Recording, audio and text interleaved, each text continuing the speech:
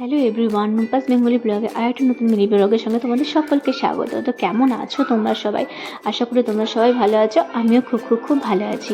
তো বেশ কিছুক্ষণ একটু ঝোড়ো হাওয়া দিচ্ছিল, তাই আমি আর আমার দিদির মেয়েটা একটু ওপরে চলে গিয়েছিলাম। হ্যাঁ, তো খুব সুন্দর একটা ঠান্ডা হাওয়া দিচ্ছিল। তো এখানে ও কথা বলছিল, বাইরে একটু আওয়াজ হচ্ছিল বলে আমি এখানে ভয়েস ওভার দিয়ে দিয়েছিলাম। তো এখানে দেখো, এখানে মানে আর কি আমরা ওপরে এসেছিলাম, মানে এসির সুইচটা আর কি প্লাগটা খোলা হয়নি, তো সেটা খুলতেই আমরা ওপরে গেছিলাম।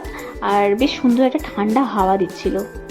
তো এত তীব্র গরমে আমি ভেবেছিলাম হয়তো আজকে একটু বৃষ্টি হবে, তো বৃষ্টি তো হলো না। কিছুক্ষণ ঠান্ডা হাওয়া দেওয়ার পর আবার বন্ধও হয়ে গেল। তো আমি আমার দিদির মেয়েটা নিচে চলে এলাম, তখন প্রায় দুপুর দুটোর কাছাকাছি। তো আজকে লাঞ্চে ছিল সাদা ভাত, লাল শাক আর চিকেনটা যতটা সুন্দর দেখতে লাগছে তার থেকেও অনেকটা সুন্দর খেতেও হয়েছিল। আজকে আমাদের ভাঙাঘাটের এলাকাতে মাননীয় মুখ্যমন্ত্রীর প্রার্থী রচনা ব্যানার্জি এসেছিলেন। তো অনেকটা কাছ থেকে দেখতে পেরে সত্যি খুব ভালো লাগছে। তো অনেকটা ভিড়ও হয়েছিল ওনাকে দেখার জন্য। তো তোমাদের কীরকম লাগলো জানিও। আজকের মতন ব্লগটা এইটুকুনি। ভালো লাগলে লাইক, কমেন্ট, শেয়ার, সাবস্ক্রাইব করো। পাশে থাকা বেল আইকনে অল নোটিফিকেশানে ক্লিক করে রেখো যাতে আমার ব্লগ তোমরা পাও। তো চলো, আজকের মতন ব্লগটা এইটুকুই। টাটা।